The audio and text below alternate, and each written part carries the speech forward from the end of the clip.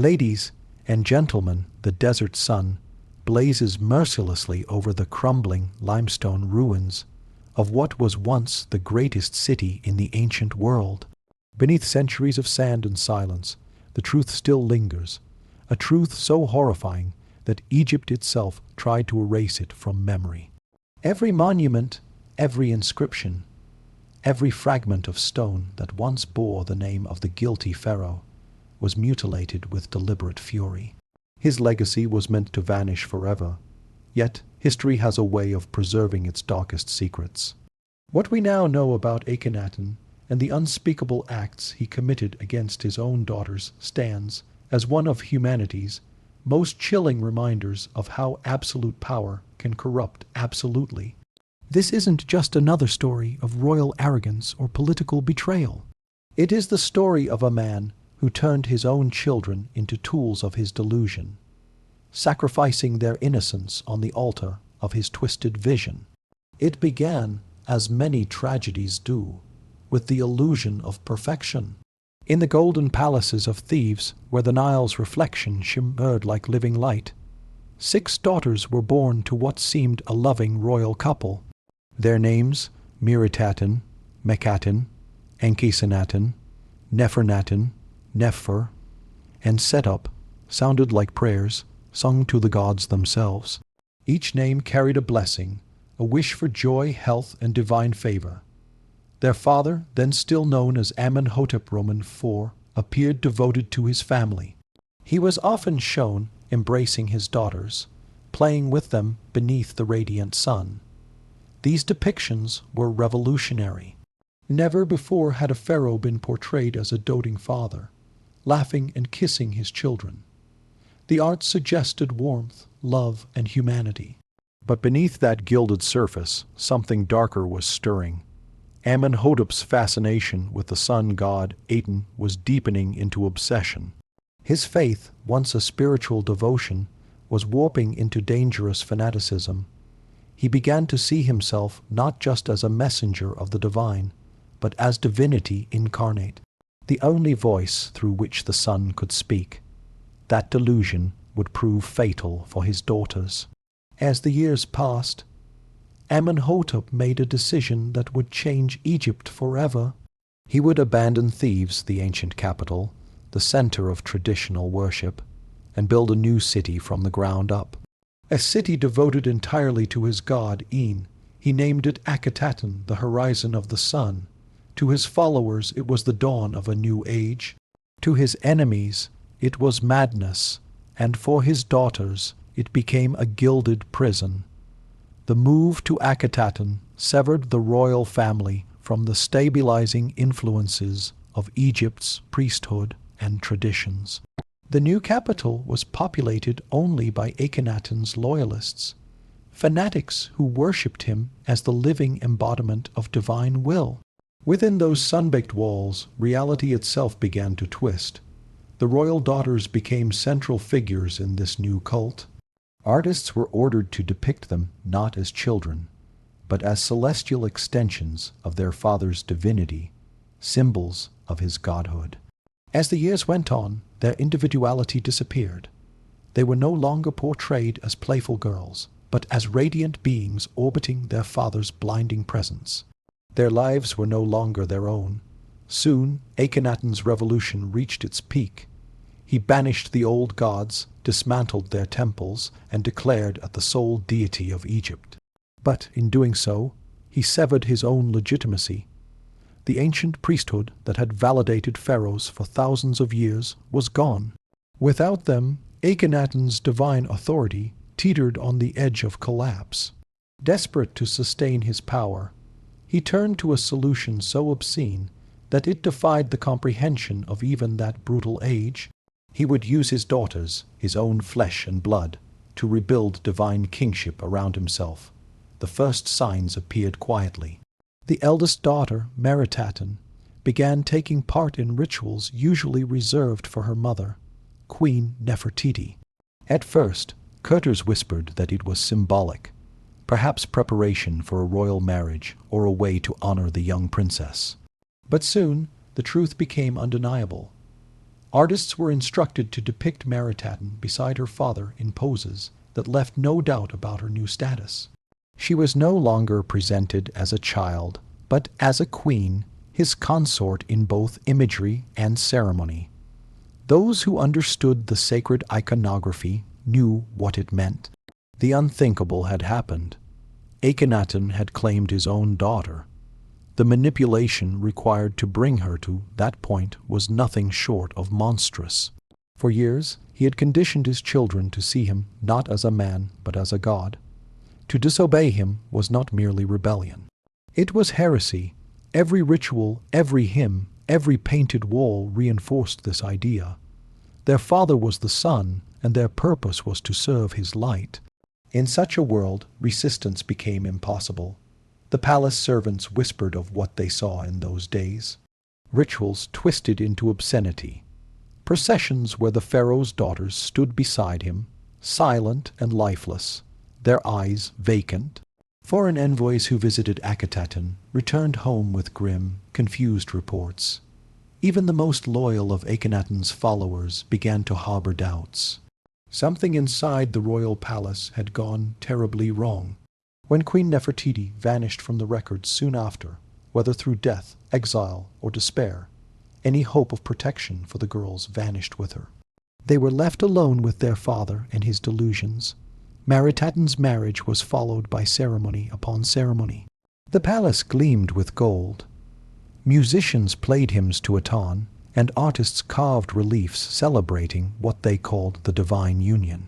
But beneath the spectacle was rot, moral, spiritual, and human. Meritaten, barely a teenager, withdrew into herself. Witnesses described her as moving through the palace like a ghost, her laughter gone, her eyes hollow. And then the same pattern began again. When she failed to produce a male heir, Akhenaten's gaze turned to his second daughter, Mekhetaten. She was scarcely 13 when she began appearing beside her father in ceremonial garb, reserved for queens. Once again, the sculptors were commanded to immortalize the arrangement in stone. Once again, servants averted their eyes as sacred rites were defiled in the name of divinity. Even the court physicians began recording strange ailments of the body and mind afflicting the royal women. The truth hidden behind formal language was clear enough. The girls were breaking under the weight of trauma. Mekhaten's fate was the most tragic of all. One day, the palace went silent. Courtiers whispered of an illness of sudden death. But among the ruins of Akhenaten, archaeologists later found a carved scene that revealed the real story. A depiction of a young woman lying on a birthing bed, surrounded by mirrors and a nurse holding an infant. Mekhaten had died giving birth, and the father of her child was almost certainly Akhenaten. The horror of it rippled through Egypt. Even among the pharaoh's most devoted followers, the whispers began of divine punishment, of cosmic disorder. Egypt's gods, they said, had turned their faces away. But Akhenaten did not repent. He did not stop. He simply turned his eyes to another daughter.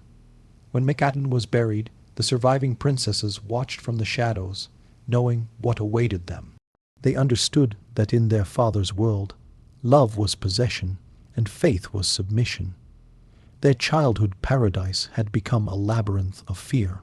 The same pattern of manipulation, ceremony, and destruction would repeat again and again, each time with greater desperation, each time with more devastating consequences. For Akhenaten's obsession was not only spiritual, it was dynastic. He believed his bloodline carried divine essence. And if that meant sacrificing his daughters to sustain it, then so be it. What began as a revolution of faith had become the ultimate blasphemy. The death of Mekhaten sent shock waves through the royal household. Even those who had once worshipped Akhenaten as a god began to recoil in secret horror. The palace that had once overflowed with music and the laughter of children now echoed with silence and fear. Servants whispered that the gods had turned against their king.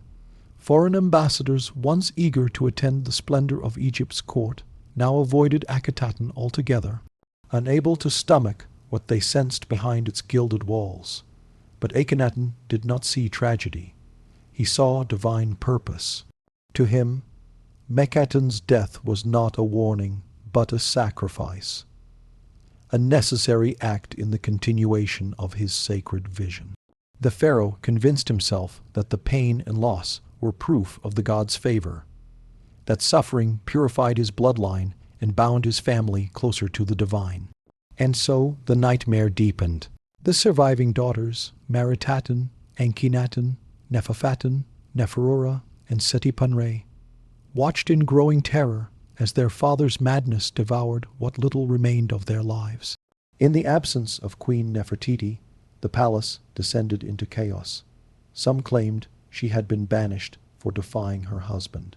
Others believed she had simply vanished, perhaps consumed by despair.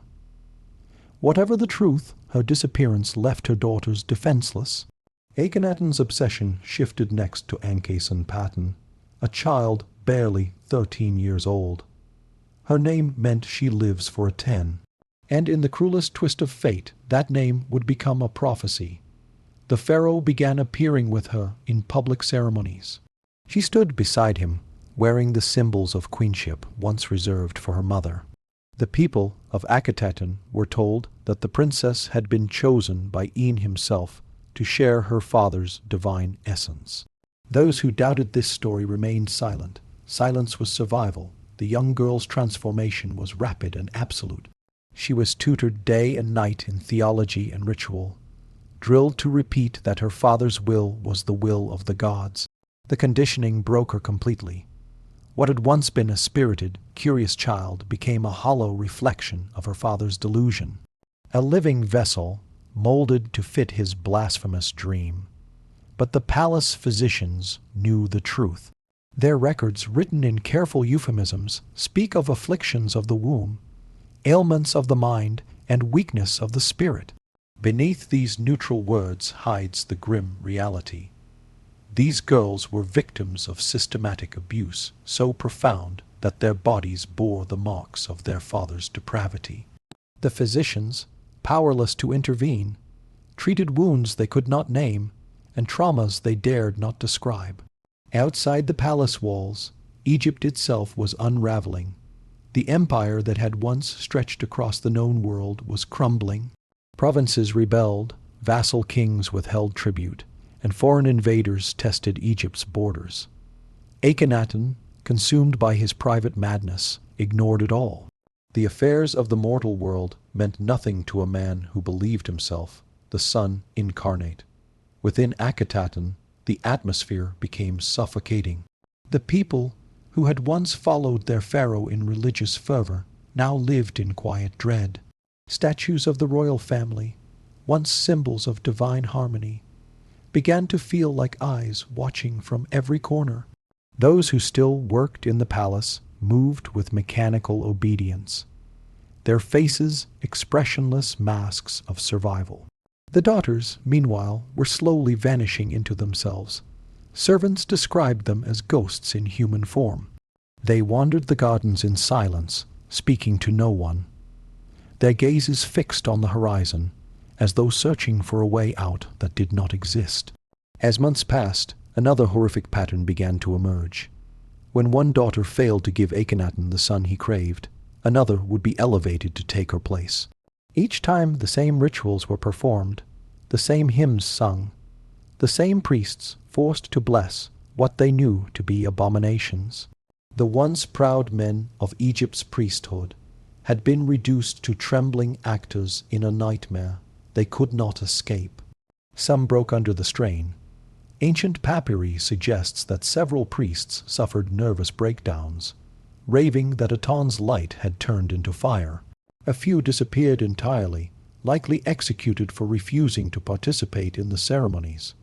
The palace artists, too, were unwilling witnesses. Their carvings from this period show the royal daughters not as vibrant young women, but as vacant figures, eyes empty, faces drained of emotion. The once dynamic style that had celebrated family joy now depicted stillness, exhaustion, and despair. Even the architecture began to mirror the decay of its inhabitants. The once grand palace of Akhenaten, designed as a temple of light, grew dark and oppressive. Windows were sealed, corridors lengthened and twisted. Whole sections of the residence were turned into isolated chambers, where the pharaoh could live out his delusions in privacy. And yet, despite everything, life inside the palace continued with the rigid rhythm of ritual. Every day began with hymns to attend and ended with the same. The endless cycle of devotion to a god who demanded everything and gave nothing in return. For the daughters, survival meant submission. Those who had once been sisters became strangers, each locked within her own silent prison of fear. They learned that eye contact, hesitation, or the wrong expression could bring punishment. They learned to smile on command and to bow their heads in reverence when the man who had destroyed them entered the room. The psychological damage was irreversible. Records from the time speak of the youngest princesses suffering from episodes of withdrawal and fits of trembling. Modern understanding would call these panic attacks, symptoms of trauma so severe that the mind retreats into silence to protect itself. As the years dragged on, Akhenaten's behavior grew more erratic. He began speaking to invisible beings, claiming Aten whispered to him through beams of light. Servants described him as pacing the halls at night, muttering to the shadows. His body, once strong, became frail and gaunt. His eyes burned with feverish intensity, a man consumed by his own divinity. The empire outside was collapsing. But within his palace, Akhenaten believed he was building eternity. When his youngest daughters, Nefertiti, Nefernyura, and Setep-Re, were barely more than children, preparations began once again. The tutors spoke of divine succession. The craftsmen forged jewelry and regalia fit for queens. The priests rehearsed prayers of blessing that turned to ashes in their mouths. One by one, these little girls were drawn into their father's deranged world. The process was so systematic, so ritualized, that it no longer shocked those forced to witness it. The horror had become routine. The youngest, Nefertiti, was still a child when she was chosen. The servants who prepared her for ceremony wept silently as they dressed her in garments far too heavy for her small frame. Her bright laughter, once heard throughout the gardens, had vanished. The girl who had chased butterflies along the palace walls now stood motionless in front of her father's throne, her tiny hands trembling beneath the weight of golden jewelry. By now, even Akhenaten's most loyal followers were beginning to flee. Nobles who had once praised the pharaoh as a prophet quietly packed their belongings and left the city, claiming illness or pilgrimage. Those who remained did so out of fear, not faith. The walls of Akhenaten were closing in. Outside, the sun still burned over the desert like an indifferent god, watching as Egypt's most sacred dynasty destroyed itself from within. Within the royal daughters, those once bright symbols of divine favor had become hollow vessels of their father's madness. The city that had been built to glorify the light of Aten was now consumed by a darkness that no sunbeam could touch, and soon that darkness would swallow Egypt itself. By the time Nefernu's small hands trembled under the weight of royal gold, the palace itself had become a mausoleum for the living. Laughter had long since fled the courtyards. Music, when heard at all, sounded like ritual obligation rather than joy. The corridors of Akhenaten held their breath as if the stone understood what the humans within dared not name. The daughters of the Sun King were no longer daughters. They were instruments, symbols, offerings. Beyond the palace walls, the world pressed in. The Hittites raided in the north. Restless vassal states tested their bonds. Tribute caravans arrived late or not at all. Egypt had once stood as the pillar of order in a chaotic world. Now the pillar shook, and the man who should have studied it spent his days in rooms flooded with light, speaking to a god that spoke only to him. Within the cycle of elevation and ruin repeated with grim precision, Nefertiti, once radiant with youth, performed her public role with the practiced stillness of someone who had learned to survive. By silence, Akhenaten, barely past childhood, stood at Akhenaten's side, her gaze fixed beyond the horizon, as if looking for a version of herself that still existed somewhere. Nefertiti and Setipan appeared in rites they were too young to comprehend, their small frames draped in heavy regalia meant for queens, not children. Court artists carved their faces with uncanny accuracy, the softness of youth preserved, the spark extinguished. Those few who still possessed a conscience learned to disguise it. A physician recorded fevers that were not fevers, weaknesses that were not weaknesses, and spiritual ailments that were not of the spirit. A scribe described the quieting of the palace on nights when the king's voice rose, and the attendants kept their eyes on the floor. A tutor noted progress in doctrine where there was only surrender. They had all learned the same lesson. Truth was fatal. The priests handpicked for loyalty felt the strain most acutely. Sacred marriage had always been metaphor, icon, symbol. Now the metaphor had been made flesh, and it tasted like ash. Some began to falter mid-prayer, others asked to be reassigned to distant shrines. A few simply vanished, swallowed by the secrecy that had become the city's second religion. Outside Akhenaten, stories spread. The old priesthood, though disbanded, still possessed lungs and memory. They whispered of cosmic disorder, of a king who had offended Mahat, the great balance that kept the world from collapsing into chaos. Merchants repeated the rumors along trade routes. Vassal rulers used them to justify delays, disobedience, and eventually defiance. Even allies began to turn away. A kingdom that cannot govern itself, they reasoned, cannot protect others. Inside the royal household, the youngest girls suffered in ways their attendants could neither name nor mend. Setipan stopped speaking above a whisper. Nefertiti would strike mirrors as if the reflection itself were an enemy. Nights were worst. Servants reported finding the sisters sleeping, huddled together, still as stones, hands linked in the dark. They had learned the only form of protection left to them, to be small, to be quiet, to become invisible. Akhenaten, meanwhile, withered and intensified. The body thinned, the eyes burned brighter. He paced the halls alone, muttering to the sun as if it were a confidant that refused to answer plainly. In moments of public splendor, he still shone the great innovator, the prophet of a single radiant God. But in private, the seams of his divinity were tearing. He demanded more rites, more hymns, more proof that he was right.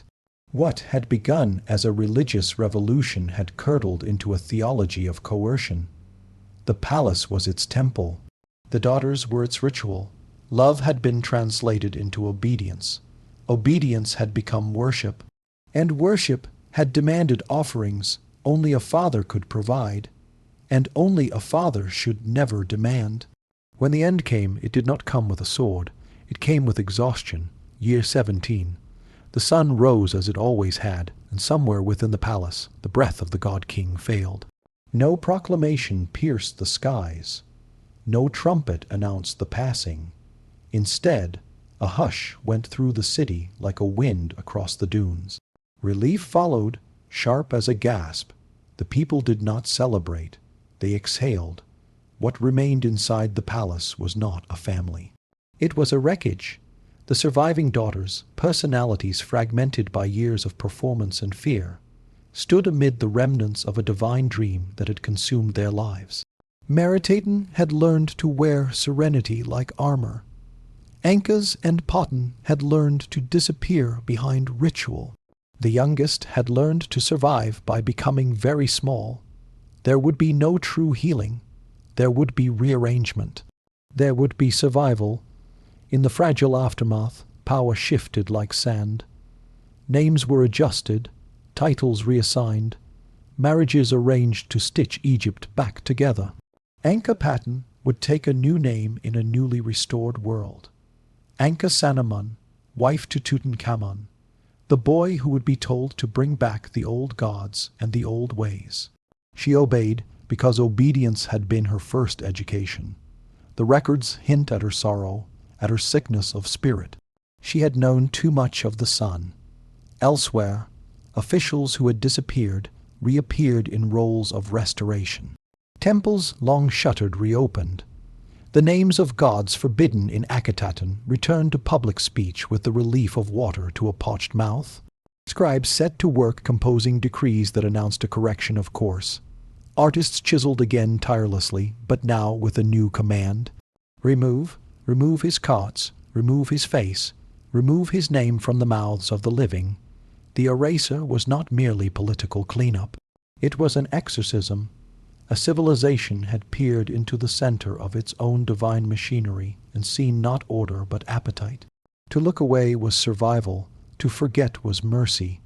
Akhenaten itself began to die the moment its maker did. The city's avenues laid out in a geometry of worship filled with dust. Households packed what they could carry and left in the night, their footprints erased by morning wind.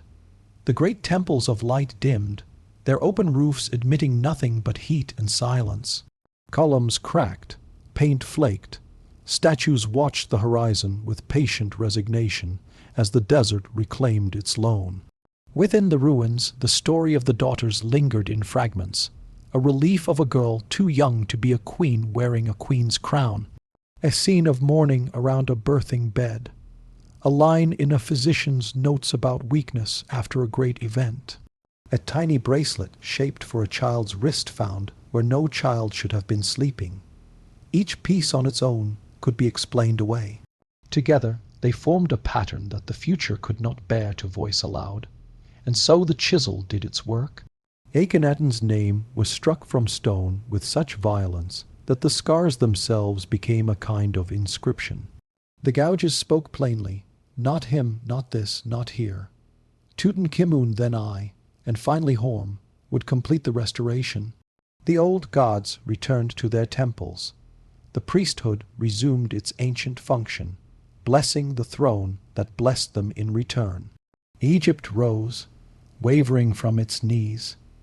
But the palace ghosts did not disperse. They remained in the corners of rooms where the sun once pulled like honey, in gardens where little feet had chased butterflies before little hands were dressed in gold, in doorways where sisters had paused, listening for footsteps that meant they should become smaller still. The ghosts knew what the living would not say aloud, that the worst crimes in history often come wrapped in hymns. Centuries later, sand covered Akhenaten and silence covered the rest. But silence is not a seal. The past has a way of breathing through its bindings. Stones loosen, walls cough up their stories. A scene of mourning is found, and suddenly the room fills with the sound of women weeping for a child they could not save. A broken cart is traced, and the old rage sparks again. This time not to destroy a name, but to demand we face it. This is what survives the eraser. Not the proclamations, not the theology, not the meticulous architecture of a vision that tried to make a man equal to the sun. What survives is the shape of harm, the echo of small voices, the record of what a father required and what daughters were made to endure so that his light would never dim. Akhenaten wanted eternity to speak only his name. Instead, eternity remembers the names that were taught to whisper. Miritaten, Mekaten, Ankinaman, Neferuaten, Nefnor, Setupper, their lives pressed flat beneath a god's obsession, rise again in the bulge of the carved line, the tremor of a chisel mark, the afterround of a hymn turned to ash. The sands move, the sun burns, and beneath both, the truth endures. The greatest monsters in history do not always roar. Thank you for watching the video, and don't forget to subscribe to the channel.